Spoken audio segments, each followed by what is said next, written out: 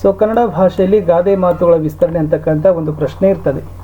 So ಈ ವಿಡಿಯೋದಲ್ಲಿ ಒಂದು 5 ಗಾದೆ ಮಾತುಗಳನ್ನು ಯಾವ ಥರನಾಗಿ ಬರೀಬಹುದು ಅನ್ನೋದನ್ನು ಅರ್ಥವತ್ತಾಗಿ ಅದನ್ನು ತಂದಿದ್ದೀನಿ. ಆಲ್ರೆಡಿ ನಾವು ಕನ್ನಡದಲ್ಲಿ ಇದೇ ಥರದಲ್ಲಿ ನಿಬಂಧಗಳನ್ನು ಹಾಕಿದ್ದೀವಿ, ಅವುಗಳನ್ನು ಸಹಿತ ನೋಡಿ. ಇವೆಲ್ಲ ನಿಮ್ಮ ಎಕ್ಸಾಮ್ಗಳಲ್ಲಿ ಖಂಡಿತವಾಗಿ ಪ್ರಶ್ನೆಗಳು ಬರ್ತವೆ, ನಿಮಗೆ ಹೆಚ್ಚು ಅಂಕಗಳನ್ನು ತಂದುಕೊಡ್ಲಿಕ್ಕೆ ಸಹಕಾರಿ ಆಗ್ತವೆ. ಸೊ ವೆರಿ ಇಂಪಾರ್ಟೆಂಟ್ ಆಗಿರ್ತಕ್ಕಂಥ ಗಾದೆ ಮಾತುಗಳಿದ್ದಾವೆ. ತಾವೆಲ್ಲರೂ ಕೂಡ ವಿಡಿಯೋನ ಲೈಕ್, ಶೇರ್ ಹಾಗೂ ಸಬ್ಸ್ಕ್ರೈಬ್ ಮಾಡಲಿಕ್ಕೆ ಮರಿಬಾರ್ದು. ನಿಮ್ಮ 8ರಿಂದ 12ನೇ ತರಗತಿಯವರಿಗಾಗಿ ಕನ್ನಡದ ಎಲ್ಲ ಪಾಠಗಳ ನೋಟ್ಸ್ ಆಗಿರ್ಬೋದು, ಕ್ವಶನ್ ಆನ್ಸರ್ಸ್ ಆಗಿರ್ಬೋದು, ನಿಮ್ಮ ಎಕ್ಸಾಮ್ನ FA SA mid term annual exam question ಪೇಪರ್ಗಳನ್ನು ಸಹಿತ ಕೂಡ ಹಾಕಿದ್ದೀವಿ. ವಿಡಿಯೋದ ಡಿಸ್ಕ್ರಿಪ್ಷನ್ ಬಾಕ್ಸ್ನಲ್ಲಿ ಒಂದ್ಸರಿ ಪ್ಲೇಲಿಸ್ಟನ್ನು ಚೆಕ್ ಮಾಡಿ ಅಂತ ಹೇಳ್ತಾ, ಮೋಸ್ಟ್ ಇಂಪಾರ್ಟೆಂಟ್ ಆಗಿರ್ತಕ್ಕಂಥ ನಿಮ್ಮ ಎಕ್ಸಾಮ್ಗೆ ಬಂದೇ ಬರ್ತಕ್ಕಂಥ ಗಾದೆ ಮಾತುಗಳನ್ನು ನೋಡುವ. ಮೊದಲನೇ ಗಾದೆ ಮಾತು, ತಾಳಿದವನು ಬಾಳಿಯಾನು. ಸೊ ಎಲ್ಲ ಗಾದೆ ಮಾತುಗಳನ್ನು ಇಷ್ಟು ಸ್ಟಾರ್ಟಿಂಗ್ ತಾವೇನು ಮಾಡಬೇಕು, ಬರಲೇಬೇಕು. ಸೊ ಇಷ್ಟು ಬ್ಲ್ಯಾಂಕಲ್ಲಿ ಬಿಟ್ಟು ಇಲ್ಲಿ ಏನು ಬಿಡಬೇಕಂತಂದರೆ ಇಲ್ಲಿ ತುಂಬತಕ್ಕಂಥದ್ದು ನಿಮಗೆ ಯಾವ ಗಾದೆ ಮಾತು ಕೊಟ್ಟಿದ್ದಾರೆ ಅದನ್ನು ಮಾತ್ರ ಇಲ್ಲಿ ಬರೀತಕ್ಕಂಥದ್ದು. ಗಾದೆ ವೇದಗಳಿಗೆ ಸಮಾನ. ಗಾದೆ ಹಿರಿಯರು ಮತ್ತು ಜನಪದರ ಜೀವನದ ಅನುಭವದ ನುಡಿಮುತ್ತುಗಳು. ಗಾದೆಗಳು ಆಕಾರದಲ್ಲಿ ವಾಮನನಾದರೂ ಅರ್ಥದಲ್ಲಿ ತ್ರಿವಿಕ್ರಮನಂತೆ. ತಾಳಿದವನು ಬಾಳಿಯಾನು ಎಂಬ ಈ ಮೇಲಿನ ಗಾದೆಯು ಪ್ರಸಿದ್ಧವಾಗಿದೆ. ತಾಳುವಿಕೆಗಿಂತ ಬೇರೊಂದು ತಪಸ್ಸು ಇಲ್ಲ, ತಾಳ್ಮೆಯೇ ನಿಜವಾದ ತಪಸ್ಸು. ತಲ್ಲನಿಸದಿರು ಕಂಡ್ಯ ತಾಳು ಮನವೇ ಎಂದಿದ್ದಾರೆ ಕನಕದಾಸರು. ಶಬರಿ ತಾಳ್ಮೆಯಿಂದ ಸಾಕಷ್ಟು ವರ್ಷಗಳು ಕಾದಿದ್ದಕ್ಕೆ ಶ್ರೀರಾಮನ ದರ್ಶನದಿಂದ ಮುಕ್ತಿ ದೊರೆಯಿತು. ತಾಳ್ಮೆಯಿಂದ ಯೋಚಿಸಿದ ಧರ್ಮಬುದ್ಧಿ ಸತ್ಯವನ್ನು ತೋರಿಸಿದನು. ಆದ್ದರಿಂದ ತಾಳ್ಮೆ ಬಹಳ ಮುಖ್ಯವಾದ ವಸ್ತು ಇದ್ದ ಹಾಗೆ. ಗಿಡ ನೆಟ್ಟ ಕೂಡಲೇ ಮರವಾಗಿ ಫಲ ಬಿಡಬೇಕು ಎಂದರೆ ಸಾಧ್ಯವಿಲ್ಲ. ಸಂಗೀತಾಭ್ಯಾಸ ಮಾಡಿದರೆ ಒಂದೇ ತಿಂಗಳಿನಲ್ಲಿ ಕಚೇರಿ ನೀಡುವಂತಾಗಬೇಕು ಎನ್ನುವುದೂ ಸಾಧ್ಯವಿಲ್ಲ. ಪ್ರತಿಯೊಂದು ಸಾಧನೆಯಲ್ಲೂ ತಾಳ್ಮೆ ಬೇಕು. ತಾಳ್ಮೆ ಎಂದರೆ ಆಮೆಗತಿಯಲ್ಲಿ ಸಾಗುವುದು ಎಂದರ್ಥವಲ್ಲ. ಯಾವ ಸಾಧನೆಗೆ ಎಷ್ಟು ಸಮಯ ಮತ್ತು ಪ್ರಯತ್ನಗಳು ಬೇಕೋ ಅವನ್ನು ಪೂರ್ಣತೆಯಿಂದ ಮಾಡಲು ಬೇಕಾಗುವ ಶಕ್ತಿಯೇ ತಾಳ್ಮೆ. ತಾಳ್ಮೆಯಿಂದ ಕಟ್ಟಿದ್ದು ಮತ್ತು ಪಡೆದಿದ್ದು ದೀರ್ಘಕಾಲ ಬಾಳುತ್ತದೆ. ತಾಳ್ಮೆಗೆಟ್ಟು ಕೋಪದ ಕೈಯಲ್ಲಿ ನಮ್ಮ ಮನಸ್ಸನ್ನು ನೀಡಿದರೆ ಅನಾಹುತವಾಗುವುದರಲ್ಲಿ ಸಂದೇಹವಿಲ್ಲ. ತಾಳ್ಮೆಯಿಂದ ಯೋಚಿಸಿದಾಗ ಒಳ್ಳೆಯ ಕಾರ್ಯಗಳು ಫಲಪ್ರದವಾಗುತ್ತವೆ, ಮಾಡಬೇಕಾದ ಕಾರ್ಯಗಳಿಗೆ ಯೋಜನೆಗಳು ಹೊಳೆಯುತ್ತವೆ. ಆದ್ದರಿಂದ ತಾಳ್ಮೆ ಪ್ರತಿಯೊಬ್ಬರಲ್ಲಿ ಇರಬೇಕಾದ ಅತ್ಯಮೂಲ್ಯವಾದ ಸಂಪತ್ತು ಎಂದೇ ಭಾವಿಸಿಕೊಂಡು ತಾಳ್ಮೆಯಿಂದ ಬಾಳಬೇಕು ಎಂದು ಹೇಳಬಹುದು. 2ನೇ ಗಾದೆಗೆ ಹೋಗೋಣ. ಮನಸ್ಸಿದ್ದರೆ ಮಾರ್ಗ. ಗಾದೆ ವೇದಗಳಿಗೆ ಸಮಾನ. ಗಾದೆ ಹಿರಿಯರು ಮತ್ತು ಜನಪದರ ಜೀವನದ ಅನುಭವದ ನುಡಿಮುತ್ತುಗಳು. ಗಾದೆಗಳು ಆಕಾರದಲ್ಲಿ ವಾಮನನಾದರೂ ಅರ್ಥದಲ್ಲಿ ತ್ರಿವಿಕ್ರಮನಂತೆ. ಈ ಮೇಲಿನ ಮನಸ್ಸಿದ್ದರೆ ಮಾರ್ಗ ಎಂಬ ಗಾದೆಯು ಪ್ರಸಿದ್ಧವಾಗಿದೆ. ನಮ್ಮ ಒಳಿತು ಕೆಡುಕುಗಳಿಗೆ ಮನಸ್ಸೇ ಕಾರಣ. ಆದ್ದರಿಂದ ನಮ್ಮ ಮನಸ್ಸನ್ನು ಒಳಿತಿಗೋಸ್ಕರ ಉಪಯೋಗಿಸಬೇಕು. ಮನಸ್ಸು ಮಾಡಿದರೆ ನಾನು ಇದನ್ನು ಮಾಡಬಲ್ಲೆ ಎಂಬುವವರ ಮಾತನ್ನು ಕೇಳಿದಾಗ ಮನಸ್ಸಿನ ಕೆಲಸ ಎಂಥದ್ದು ಎಂಬುದು ಅರಿವಾಗುತ್ತದೆ. ನಾವು ಯಾವುದೇ ಒಂದು ಕೆಲಸವನ್ನು ಸರಿಯಾಗಿ ಮಾಡಲು ಮನದಲ್ಲಿ ಆಸಕ್ತಿ ಉಂಟಾಗಬೇಕು. ಹಾಗೆ ಆಸಕ್ತಿ ಮೂಡಲು ಮನಸ್ಸು ಮಾಡಬೇಕು. ಹಾಗೆ ಆ ಕೆಲಸದಲ್ಲಿ ಮನಸ್ಸಿಟ್ಟು ಮಾಡಿದಾಗ ಕೆಲಸಗಳು ಯಶಸ್ವಿಯಾಗುತ್ತದೆ.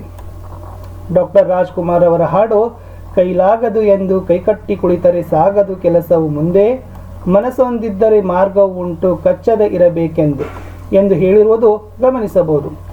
ನನ್ನ ಕೈಯಲ್ಲಿ ಆಗುವುದಿಲ್ಲ ಎಂದು ಯೋಚಿಸುವುದರಿಂದ ಯಾವ ಕೆಲಸವೂ ಸಾಧ್ಯವಾಗುವುದಿಲ್ಲ. ಬದಲಾಗಿ ಮಾಡಿಯೇ ತೀರುತ್ತೇನೆ ಎಂದು ಮನಸ್ಸು ಮಾಡಿದರೆ ಎಂಥ ಕೆಲಸವಾದರೂ ಮಾಡಲು ಸಾಧ್ಯ ಎಂಬುದು ಈ ಗಾದೆ ಸೂಚಿಸುತ್ತದೆ. 3ನೆಯ ಗಾದೆ, ಕೈ ಕೆಸರಾದರೆ ಬಾಯಿ ಮೊಸರು. ಗಾದೆ ವೇದಗಳಿಗೆ ಸಮಾನ. ಗಾದೆ ಹಿರಿಯರು ಮತ್ತು ಜನಪದರ ಜೀವನದ ಅನುಭವದ ನುಡಿಮುತ್ತುಗಳು. ಗಾದೆಗಳು ಆಕಾರದಲ್ಲಿ ವಾಮನನಾದರೂ ಅರ್ಥದಲ್ಲಿ ತ್ರಿವಿಕ್ರಮನಂತೆ. ಈ ಮೇಲಿನ ಕೈ ಕೆಸರಾದರೆ ಬಾಯಿ ಮೊಸರು ಎಂಬ ಗಾದೆಯು ಪ್ರಸಿದ್ಧವಾಗಿದೆ. ಕರ್ಮವಿದ್ದಷ್ಟು ಫಲ ಎಂಬುದೊಂದು ಮಾತಿನಂತೆ ಕಷ್ಟಪಟ್ಟು ದುಡಿದರೆ ಮಾತ್ರ ಸುಖವಾಗಿ ಬಾಳು ಸಾಗಿಸಬಹುದು. ಮಂತ್ರದಿಂದ ಹಣ್ಣು ಉದರಲು ಸಾಧ್ಯವಿಲ್ಲ, ಶಕ್ತಿ ಇಲ್ಲದೆ ನಡೆಯಲು ಸಾಧ್ಯವಿಲ್ಲ. ಹಾಗೆಯೇ ಕೈ ಮುಟ್ಟಿ ದುಡಿಯದಿದ್ದರೆ ಹೊಟ್ಟೆ ತುಂಬುವುದಿಲ್ಲ. ಕಷ್ಟಪಟ್ಟು ದುಡಿದರೆ ಹೊಟ್ಟೆ ತುಂಬುತ್ತದೆ. ರೈತನೊಬ್ಬ ಜಮೀನಿನಲ್ಲಿ ಕಷ್ಟಪಟ್ಟು ದುಡಿಯುತ್ತಾನೆ. ಫಲ ಬಂದಾಗ ಹಾಯಾಗಿ ಕುಳಿತು ಊಟ ಮಾಡಬಹುದು. ಅವನು ದುಡಿಯದಿದ್ದರೆ ಹೊಟ್ಟೆಗೆ ತಣ್ಣೀರ ಬಟ್ಟೆಯೇ ಗತಿ. ವಿದ್ಯಾರ್ಥಿಗಳು ಆಸಕ್ತಿಯಿಂದ ಕಷ್ಟಪಟ್ಟು ಓದಿದರೆ ಉತ್ತಮ ಅಂಕಗಳನ್ನು ಗಳಿಸಬಹುದೆಂದು ಹೇಳಬಹುದು. ಒಟ್ಟಿನಲ್ಲಿ ಕಷ್ಟಪಟ್ಟವರಿಗೆ ಸುಖದಾಳು ಎಂಬುದನ್ನು ಮರೆಯಬಾರದು. 4ನೆಯ ಗಾದೆ, ಕುಂಬಾರನಿಗೆ ವರುಷ, ದೊನ್ನೆಗೆ ನಿಮಿಷ. ಗಾದೆ ವೇದಗಳಿಗೆ ಸಮಾನ. ಗಾದೆ ಹಿರಿಯರು ಮತ್ತು ಜನಪದರ ಜೀವನದ ಅನುಭವದ ನುಡಿಮುತ್ತುಗಳು. ಗಾದೆಗಳು ಆಕಾರದಲ್ಲಿ ವಾಮನನಾದರೂ ಅರ್ಥದಲ್ಲಿ ತ್ರಿವಿಕ್ರಮನಂತೆ. ಈ ಮೇಲಿನ ಕುಂಬಾರನಿಗೆ ವರುಷ, ದೊನ್ನೆಗೆ ನಿಮಿಷ ಎಂಬ ಗಾದೆಯು ಪ್ರಸಿದ್ಧವಾಗಿದೆ. ಯಾವುದೇ ಕೆಲಸವನ್ನ ಸರಿಯಾಗಿ ಮಾಡಬೇಕಾದರೆ ಕಷ್ಟಪಡಬೇಕು, ಆದರೆ ಹಾಳು ಮಾಡಲು ಕಷ್ಟಪಡಬೇಕಾಗಿಯೂ ಇಲ್ಲ. ಕಟ್ಟುವುದು ಕಠಿಣ, ಕೆಡಹುವುದು ಸುಲಭ ಎಂಬ ಗಾದೆಯು ಇದೇ ಅರ್ಥವನ್ನ ಹೋಲುತ್ತದೆ. ಒಬ್ಬ ಕುಂಬಾರ ಮಡಕೆಗಳನ್ನು ಮಾಡಲು ಮಣ್ಣು ತಂದು ಅರಳನ್ನು ಬೇರ್ಪಡಿಸಿ ಮಣ್ಣನ್ನು ಹದ ಮಾಡಿ ಕಷ್ಟಪಟ್ಟು ಮಡಕೆಯನ್ನ ಮಾಡುತ್ತಾನೆ. ಆದರೆ ಆ ಮಡಿಕೆಯನ್ನು ಒಡೆಯಲು ಒಂದು ದೊಡ್ಡ ಪೆಟ್ಟು ಸಾಕು. ಯಾವುದೇ ಒಂದು ಉತ್ತಮ ಕೆಲಸ ಮಾಡುವುದು ತುಂಬಾ ಕಠಿಣ, ಆದರೆ ಅದೇ ಕೆಲಸವನ್ನ ಹಾಳು ಮಾಡುವುದು ಸುಲಭ. ಪ್ರಾಚೀನ ಭಾರತೀಯರು ಕಠಿಣ ಶ್ರಮ ವಹಿಸಿ ಪ್ರಾಚೀನ ವಾಸ್ತುಶಿಲ್ಪಗಳನ್ನು ನಿರ್ಮಿಸಿದರು.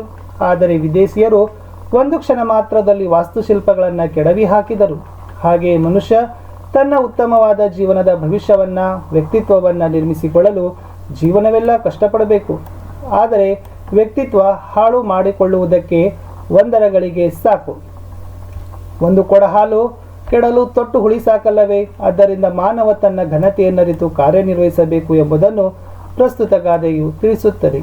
ಮುಂದೆ ಹೋಗೋಣ. ಕಡೆಯ ಗಾದೆ, ಮಾಡಿದ್ದನ್ನು ಮಹಾರಾಯ. ಗಾದೆ ವೇದಗಳಿಗೆ ಸಮಾನ. ಗಾದೆ ಹಿರಿಯರು ಮತ್ತು ಜನಪದರ ಜೀವನದ ಅನುಭವದ ನುಡಿಮುತ್ತುಗಳು. ಗಾದೆಗಳು ಆಕಾರದಲ್ಲಿ ವಾಮನನಾದರೂ ಅರ್ಥದಲ್ಲಿ ತ್ರಿವಿಕ್ರಮನಂತೆ. ಈ ಮೇಲಿನ ಮಾಡಿದ್ದನ್ನು ಮಾರಾಯ ಎಂಬ ಗಾದೆಯು ಪ್ರಸಿದ್ಧವಾಗಿದೆ. ಮಾಡಿದವನಿಗೆ ನೀಡು ಭಿಕ್ಷೆ ಎಂಬ ಮಾತೊಂದಿದೆ. ನಾವು ಎಂತಹ ಕೆಲಸ ಮಾಡುತ್ತೇವೆಯೋ ಅಂತಹ ಫಲ ದೊರೆಯುತ್ತದೆ. ಅಂದರೆ ಪ್ರತಿಯೊಬ್ಬರು ಮಾಡುವ ಕರ್ಮಕ್ಕೆ ಅವರ ಕರ್ಮಕ್ಕನುಸಾರವಾಗಿ ಫಲ ದೊರೆಯುತ್ತದೆ. ಭತ್ತ ಬಿತ್ತಿದರೆ ಭತ್ತ ಬೆಳೆಯುತ್ತದೆ, ಬೇವಿನ ಬೀಜ ಬಿತ್ತಿದರೆ ಬೇವಿನ ಗಿಡ ಬೆಳೆಯುತ್ತದೆ. ಏನಾದರೂ ಕೆಟ್ಟ ಕೆಲಸ ಮಾಡಿ ಅದರಿಂದ ಕೆಟ್ಟ ಫಲವನ್ನು ಅನುಭವಿಸುವಾಗ ಸಂಕಟ ಪಡುವುದಕ್ಕಿಂತ ಮಾಡುವ ಕೆಲಸವನ್ನು ಒಳ್ಳೆಯದಾಗಿ ಫಲವನ್ನು ಅನುಭವಿಸಬೇಕು. ನಾವು ಮಾಡುವ ಒಳ್ಳೆಯ ಕಾರ್ಯಗಳು ನಮ್ಮ ಒಳ್ಳೆಯ ವ್ಯಕ್ತಿತ್ವವನ್ನು ತೋರಿಸುತ್ತವೆ. ನಾವು ಮಾಡುವ ಕಾರ್ಯ ಸಮಾಜಕ್ಕೆ ಒಳ್ಳೆಯದಾಗಬೇಕು. ಆದ್ದರಿಂದ ನಿರ್ಮಲ ಮನಸ್ಸಿನಿಂದ ಒಳ್ಳೆಯ ಕಾರ್ಯಗಳನ್ನು ಮಾಡಿ ನಮ್ಮ ಜನ್ಮವನ್ನು ಸಾರ್ಥಕಪಡಿಸಿಕೊಳ್ಳಬೇಕು. ನಾವು ಮಾಡುವ ಕೆಟ್ಟ ಕೆಲಸದಿಂದ ಕೆಟ್ಟ ಪರಿಣಾಮವನ್ನು ಅನುಭವಿಸಬೇಕಾಗುತ್ತದೆ. ನಾವು ಮತ್ತೊಬ್ಬರಿಗೆ ಕೆಟ್ಟದ್ದು ಮಾಡಿದರೆ ಬೇರೆ ಯಾವ ರೀತಿಯಿಂದಲಾದರೂ ನಮಗೆ ಕೆಟ್ಟದ್ದೇ ಆಗುತ್ತದೆ. ಯಾವಾಗಲೂ ಪರದ್ರೋಹ ಕೆಟ್ಟದ್ದೇ. ಆದ್ದರಿಂದ ಸದಾ ಒಳ್ಳೆಯ ರೀತಿಯಲ್ಲಿ ಜೀವನವನ್ನು ಸಾಗಿಸಬೇಕು. ಒಳ್ಳೆಯ ಕಾರ್ಯಗಳನ್ನು, ಒಳ್ಳೆಯ ಯೋಚನೆಗಳನ್ನು ಮಾಡಿದರೆ ದೇವರೂ ಸಹ ಮೆಚ್ಚುತ್ತಾರೆ. ಇಷ್ಟಿತ್ತು ಸ್ನೇಹಿತರೆ, 8ರಿಂದ 12ನೇ ತರಗತಿಯವರಿಗೆ ಯೂಸ್ ಆಗ್ತಕ್ಕಂಥ ವೆರಿ ಮೋಸ್ಟ್ ಇಂಪಾರ್ಟೆಂಟ್ ಗಾದೆ ಮಾತುಗಳ ವಿಸ್ತರಣೆಗಳನ್ನು ಕೊಟ್ಟಿದ್ದೀನಿ. ಸೊ ಮತ್ತೊಂದು ವಿಡಿಯೋದಲ್ಲಿ ಇನ್ನೊಂದು 5 ಗಾದೆ ಮಾತುಗಳ ವಿಸ್ತರಣೆ ವಿಡಿಯೋದೊಂದಿಗೆ ಸಿಗ್ತೀನಿ. ತಾವೆಲ್ಲರೂ ಕೂಡ ವಿಡಿಯೋನ ಲೈಕ್, ಶೇರ್ ಹಾಗೂ ಸಬ್ಸ್ಕ್ರೈಬ್ ಮಾಡಲಿಕ್ಕೆ ಮರೆಯದಿರಿ ಅಂತ ಹೇಳ್ತಾ ಬಾಯ್.